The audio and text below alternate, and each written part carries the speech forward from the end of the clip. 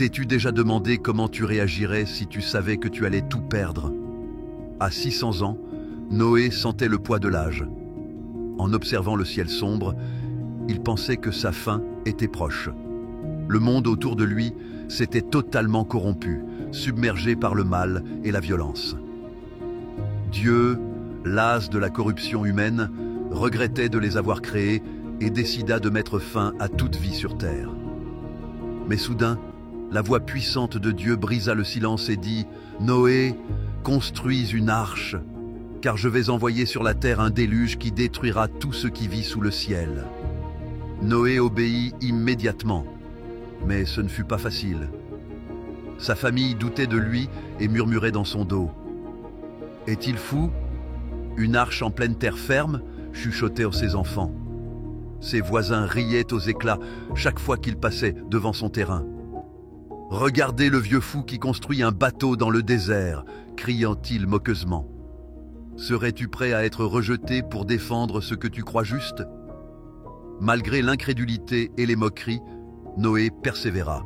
« Dieu me l'a ordonné », répétait-il comme un mantra qui le maintenait en action. Finalement, l'arche se dressa, imposante, prête pour le destin qui lui avait été assigné. Lorsque les pluies commencèrent, Noé et sa famille se réfugièrent dans l'arche, tandis que leurs voisins couraient en panique. « Aide-nous, Noé !» crièrent-ils. Mais il était trop tard. 150 jours plus tard, quand la pluie cessa et les eaux se retirèrent, Noé regarda autour de lui. Tous avaient péri. Tout n'était que désolation. « Pourquoi, Seigneur ?» murmura-t-il. Les villes, les villages, les champs verdoyants où ses enfants jouaient autrefois, tout avait disparu sous le poids du déluge. Le monde qui avait été son foyer n'était plus qu'un vide lugubre et silencieux. La dévastation était totale. « Noé, aie confiance en moi », résonna à nouveau la voix de Dieu, plus douce mais tout aussi ferme. Noé savait que même si tout ce qu'il connaissait avait disparu, un nouvel espoir allait naître. Et pourtant, si tu entends ceci, c'est que tu es un descendant de Noé. L'histoire de Noé est cruciale pour notre époque. Dans nos vies, il y aura des déluges et nous devrons construire une arche, même si cela nous vaut le rejet. Quels sacrifices sommes-nous prêts à faire aujourd'hui pour assurer un avenir sûr à notre famille? Tout commença à une époque de ténèbres, où la méchanceté régnait dans le cœur des hommes. Le père de Noé, Lamech, lui racontait des histoires du passé, des récits d'hommes justes qui marchaient avec Dieu. « Tu es de la lignée de Seth », disait-il à Noé d'une voix solennelle. « Fils d'Adam, destiné à de grandes choses. »« Dieu, où es-tu » murmurait Noé dans ses prières solitaires nocturnes. Le monde autour de lui était un endroit sombre, rempli de chaos et de dépravation. L'humanité, créée à l'image de Dieu, était tombée dans un abîme de péché. Mais Noé trouva grâce aux yeux du Seigneur. Comme il est dit dans la Genèse, « Mais Noé avait trouvé grâce aux yeux de l'Éternel. »« Père, le monde est pourri, » dit Noé à son père une nuit, le grondement de l'orage résonnant au loin. Les hommes ont oublié Dieu. « Mais pas toi, Noé, » répondit-il, ses yeux brillants d'une lueur qu'il voyait rarement chez lui. « Tu as trouvé grâce aux yeux du Seigneur. » Cette nuit-là, alors que le tonnerre grondait, quelque chose changea. Noé sentit une présence, quelque chose de puissant et d'écrasant. Et alors, il l'entendit. La voix de Dieu, comme un grondement au fond de son âme. « Noé, dit-elle, et le monde sembla s'arrêter. J'ai vu ta droiture au milieu de cette génération corrompue. Je t'ai choisi pour un dessein. » Noé resta sans voix. L'immensité de ce qui était dit lui coupa le souffle. Dieu l'avait choisi, lui, pour une tâche au-delà de sa compréhension. Mais le Seigneur lui dit « La fin de tous est arrivée. Je l'ai décidé, car la terre est pleine de violence à cause d'eux. Je vais les anéantir avec la terre. » Le cœur de Noé battait à tout rompre. « Tout, Seigneur? Détruiras-tu tout ce que tu as créé, demanda-t-il, ses paroles empreintes d'incrédulité et de crainte. Et le Seigneur répondit, « Tout ce qui est sur la terre périra, mais j'établirai mon alliance avec toi. Tu entreras dans l'arche, toi, tes fils, ta femme et les femmes de tes fils avec toi. » Le temps s'arrêta. Noé regarda autour de lui. La terre qu'il connaissait, la vie qu'il avait cultivée, tout était sur le point de disparaître. Les rires de ses voisins, les moqueries, tout se transformerait en silence et en ruine. « Dieu, pourquoi as-tu décidé cela ?» murmura Noé. La réponse de Dieu fut froide et définitive, un jugement sans appel. Le mal des humains était grand sur la terre et que leur cœur ne concevait jamais que des pensées mauvaises. Le Créateur regardait la terre et voyait que chaque pensée des hommes était imprégnée de malice. Profondément attristé, le Seigneur regretta d'avoir fait les humains sur la terre, et son cœur fut affligé. Noé était un homme juste au milieu d'une génération corrompue. Son cœur, ferme dans la foi et l'obéissance, contrastait avec la décadence morale de son environnement. Réfléchissons à ce que serait cette histoire dans les temps actuels. Imaginez un monde où la corruption et la violence sont si répandues que la seule solution divine est de recommencer à zéro. Serions-nous ce juste parmi des millions? Comment réagirions-nous face à un appel aussi impressionnant? Dieu parla à Noé dans un murmure solennel, une voix qui trancha le silence de la nuit comme une lame affûtée. « Fais-toi une arche en bois de résineux, de toutes les sortes d'êtres vivants. Tu feras entrer dans l'arche 2 de chaque espèce, pour qu'ils restent en vie avec toi, un mâle et une femelle. » L'aube suivante apporta avec elle un sentiment d'urgence. Noé, les mains tremblantes mais déterminées, se mit au travail. « Voici comment tu la feras. L'arche aura 300 coudées de longueur, 50 coudées de largeur et 30 coudées de hauteur. »« Mais comment allons-nous faire tout cela ?» demanda son fils Sem, le doute visible dans ses yeux.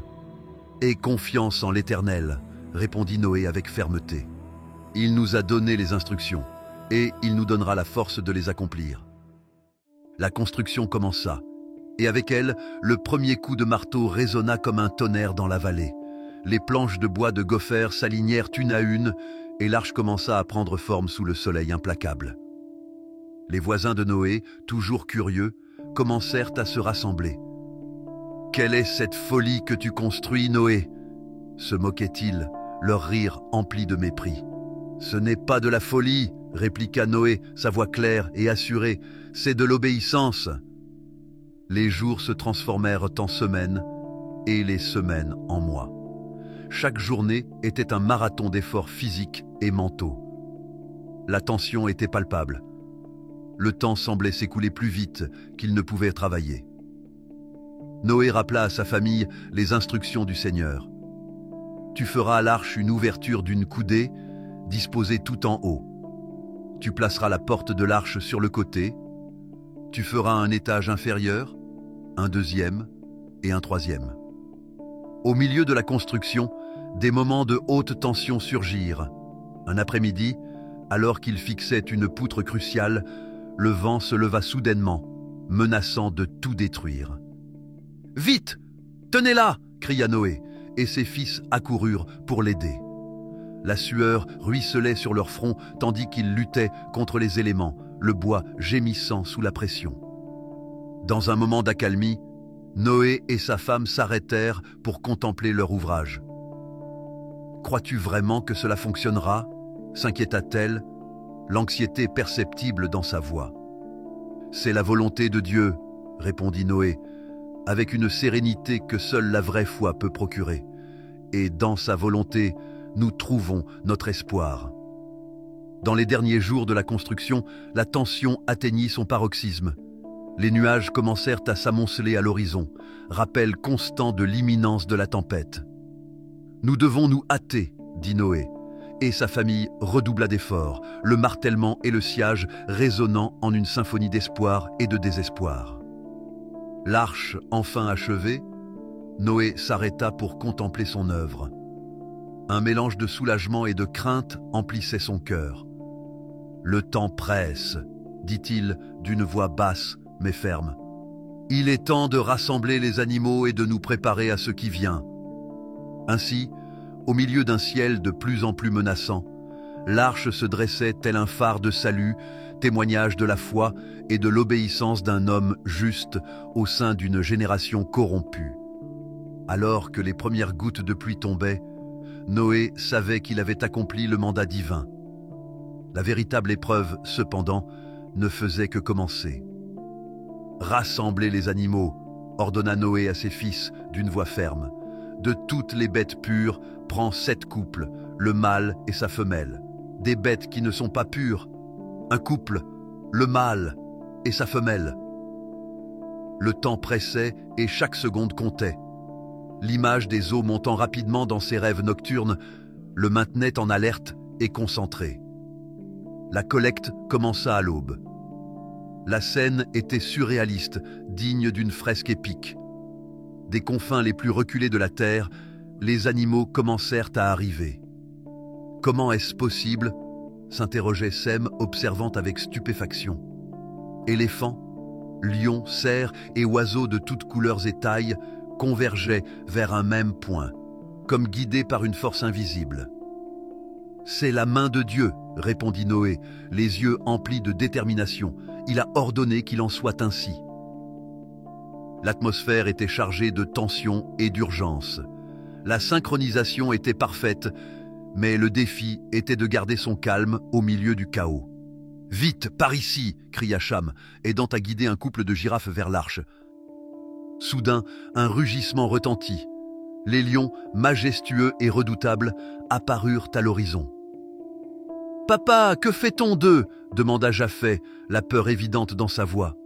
« N'aie pas peur » dit Noé, posant une main ferme sur l'épaule de son fils. « Eux aussi ont leur place dans l'arche. Dieu les a envoyés. » Et ainsi, avec un mélange de prudence et de révérence, les lions furent conduits vers leur refuge temporaire. La collecte se poursuivit sans relâche. Les oiseaux emplissaient le ciel dans une symphonie d'ailes et de chants, tandis que reptiles et mammifères se joignaient à ce défilé inattendu. « Je n'ai jamais rien vu de tel », commenta l'épouse de Noé, sa voix empreinte d'émerveillement. « C'est un miracle en soi. » Dans un tournant surprenant, un couple d'animaux que Noé n'avait jamais vu auparavant s'approcha de l'arche. Leurs couleurs et formes étaient inconnues, mais Noé n'hésita pas. « Tous ont leur place dans le plan de Dieu », affirma-t-il avec conviction. Les heures passaient et la pression montait.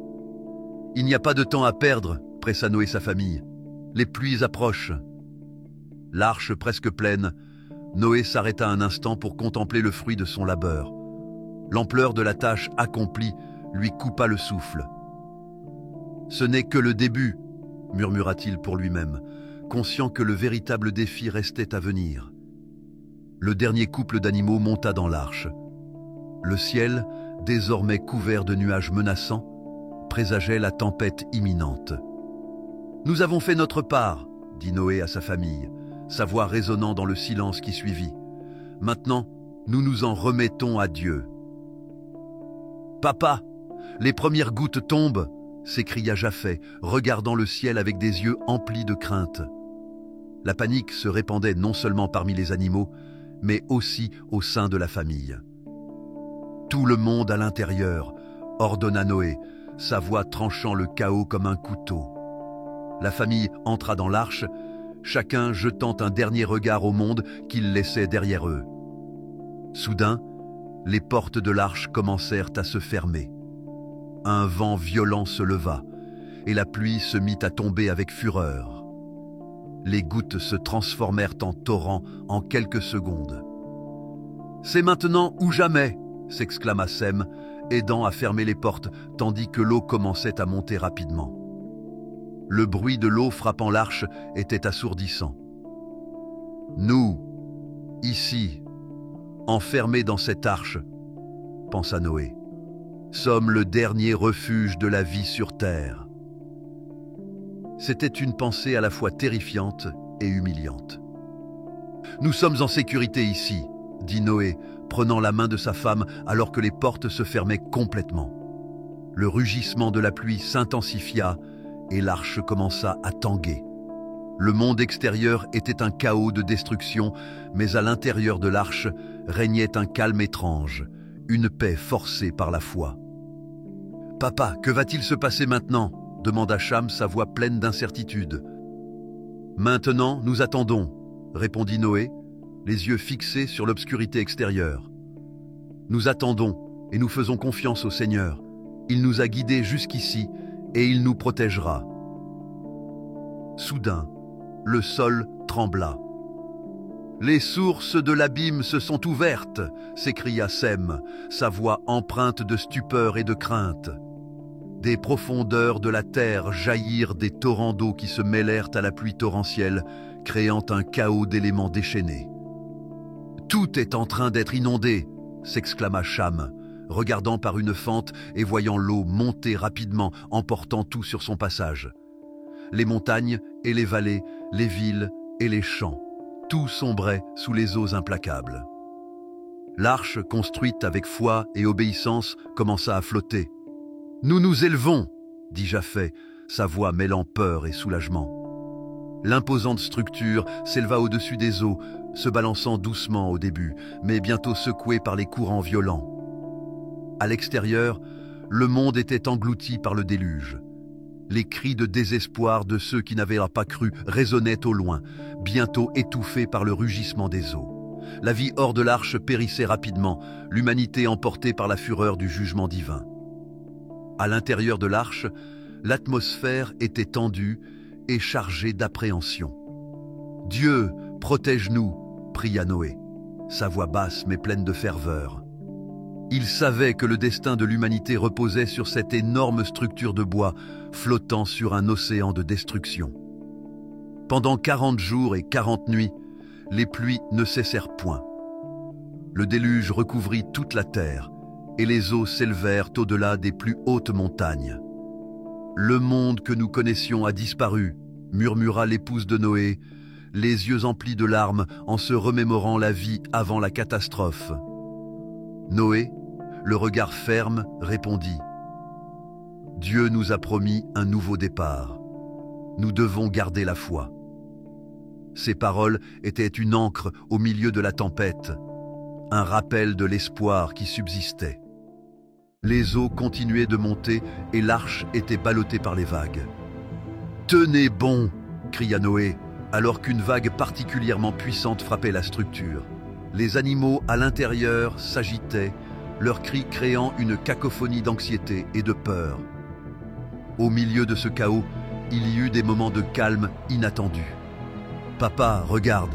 dit Japhet, pointant du doigt un groupe d'oiseaux volant en formation au-dessus de l'arche, cherchant refuge. C'était un petit symbole d'espoir au cœur de la dévastation. Réfléchissons à l'ampleur de cet événement à notre époque. Imaginez une inondation globale, un cataclysme qui change la face de la Terre. C'est un rappel de la puissance de la nature et de la fragilité de la vie humaine, mais aussi de l'importance de la foi et de l'obéissance en temps de crise. Enfin, après 40 jours et 40 nuits, la pluie cessa. Le rugissement du déluge s'estompa lentement, ne laissant que le bruit de l'eau calme frappant contre l'arche.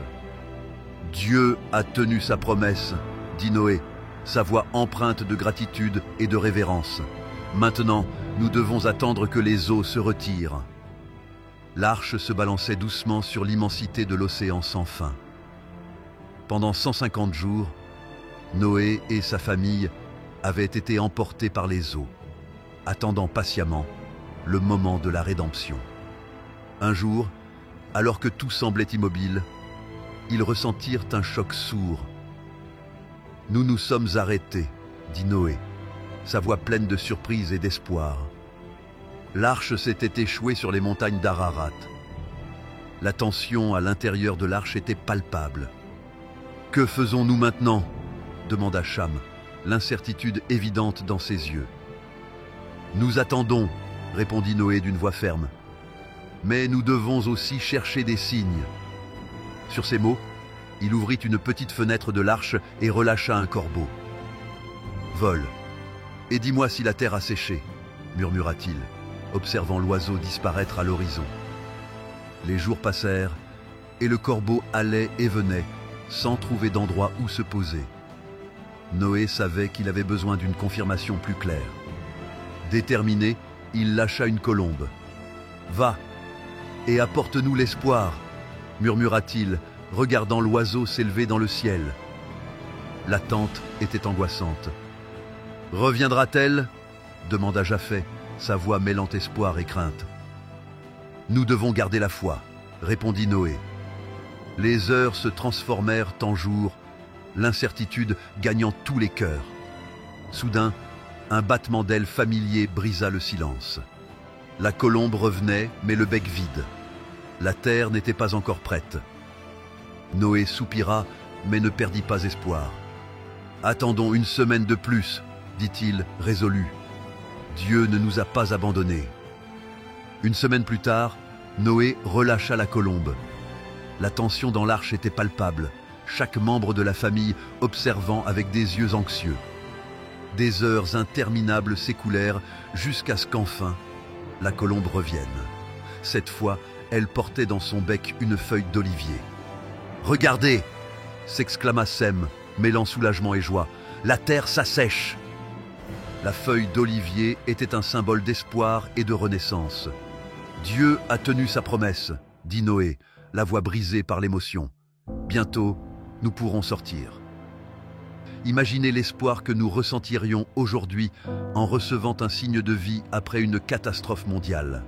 La colombe et sa branche d'olivier nous enseignent la persévérance et la foi en temps d'adversité. L'arche demeura sur les montagnes d'Ararat tandis que les eaux continuaient de se retirer. La famille de Noé observait le paysage qui commençait à émerger à nouveau. « Nous avons survécu au jugement de Dieu », dit la femme de Noé, les yeux emplis de larmes. « Maintenant, nous devons reconstruire. » Chaque jour qui passait, le niveau de l'eau baissait davantage. La terre, désolée mais pleine de promesses, se dévoilait lentement devant eux. Noé, d'une foi inébranlable, savait que le moment de sortir approchait. « Nous sommes ici par la grâce de Dieu », dit Noé un soir, alors que la famille se réunissait pour prier. « Nous avons été choisis pour recommencer. Nous devons vivre selon sa volonté. » L'attente était terminée. Un jour, dans le silence de l'arche, Dieu parla de nouveau à Noé. « Sors de l'arche, toi, ta femme, tes fils et les femmes de tes fils avec toi. Tous les animaux qui sont avec toi, de toutes sortes, tant les oiseaux que le bétail, et toutes les bestioles qui fourmillent sur la terre, fais-les sortir avec toi. Qu'ils peuplent la terre, qu'ils soient féconds et se multiplient sur la terre. » Noé, le cœur empli de gratitude, se prépara à faire le premier pas vers le nouveau monde. Les portes de l'arche s'ouvrirent dans un long grincement et la lumière du soleil inonda l'intérieur. « Il est temps !» dit Noé, sa voix ferme résonnant avec détermination. La famille et les animaux commencèrent à descendre, chacun scrutant avec prudence la terre ferme. « Regardez le soleil !» s'exclama Japhet, pointant le ciel dégagé. L'espoir brillait dans les yeux de tous tandis qu'ils s'aventuraient hors de l'arche. Une fois à terre, Noé s'arrêta et regarda autour de lui. Le paysage était un mélange de désolation et de promesses. « Nous allons construire un autel pour le Seigneur », dit Noé, sa voix empreinte de révérence. « Nous le remercierons pour sa miséricorde et ce nouveau départ. » D'une main tremblante mais déterminée, Noé et sa famille rassemblèrent des pierres et érigèrent un autel. Les animaux se dispersèrent, explorant avec prudence leur nouvel habitat. Le cœur empli de gratitude, Noé offrit des sacrifices au Seigneur. La fumée s'élevait vers le ciel, portant avec elle les prières d'une famille reconnaissante. « Merci, Seigneur », murmura Noé, tandis que le feu brûlait, « pour ta miséricorde et ta protection. » Soudain, le ciel s'illumina d'un éclat inattendu. Un arc-en-ciel éclatant apparut, embrassant le firmament de ses couleurs vibrantes. Dieu parla de nouveau. sa voix résonnant dans le silence du moment. Voici le signe de l'alliance que je place entre moi et vous, ainsi que tous les êtres vivants qui sont avec vous, pour toutes les générations. Je place mon arc dans la nuée, et il sera un signe d'alliance entre moi et la terre. La famille de Noé contempla l'arc-en-ciel avec émerveillement, comprenant sa signification. Dieu a promis de ne plus jamais maudire la terre à cause de l'homme, dit Noé, la voix chargée d'émotion. C'est son alliance éternelle avec nous. Papa, que faisons-nous maintenant? Demanda Sem, sa voix pleine de curiosité et d'espoir. Nous recommençons à nouveau, répondit Noé, avec une fermeté que seule la foi peut donner. Nous peuplerons la terre et vivrons selon la volonté de Dieu. Le soleil se levait à l'horizon, baignant la terre renouvelée de sa chaude lumière. Noé, avec sa famille, contemplait le nouveau monde qui les attendait. La promesse de l'arc-en-ciel résonnait encore dans leur cœur lorsque Dieu leur parla à nouveau. « Soyez féconds, multipliez-vous et remplissez la terre », ordonna le Seigneur, sa voix pleine d'autorité et de bénédiction.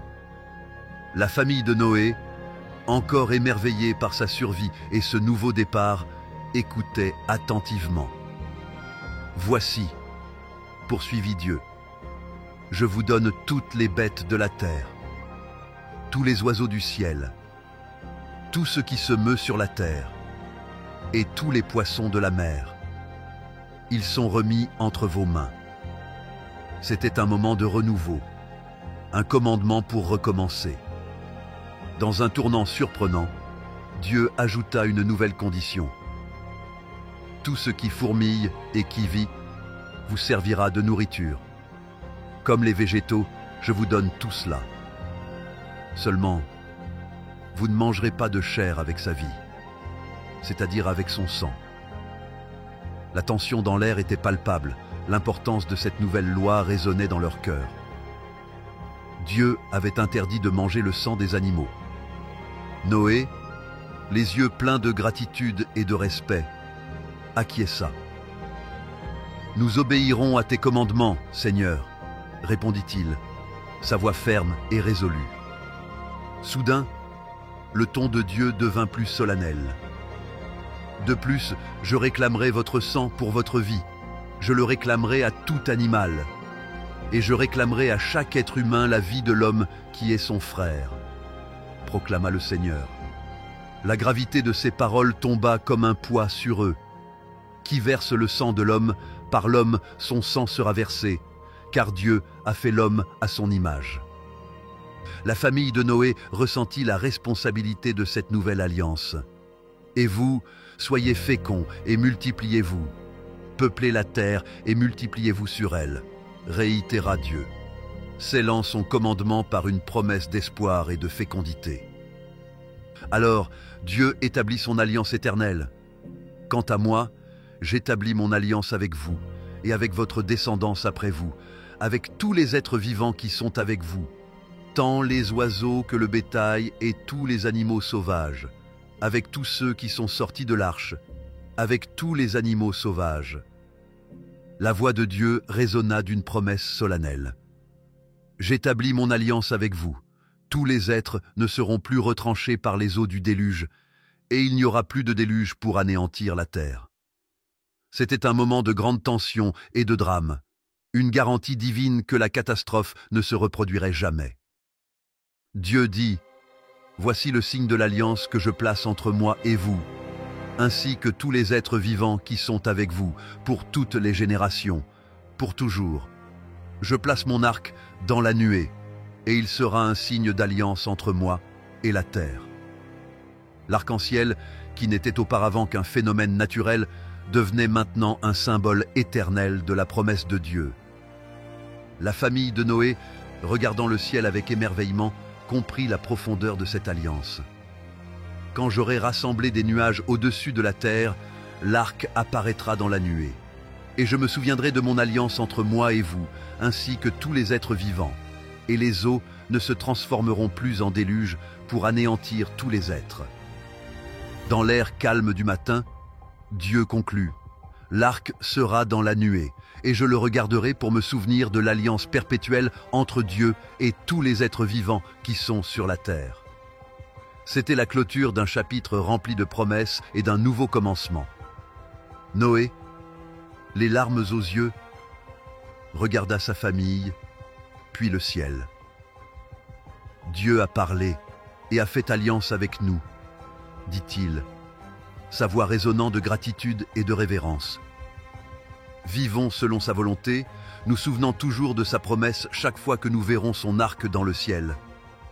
Un jour, le soleil brillait sur la nouvelle terre et la vie s'épanouissait sous la bénédiction de Dieu.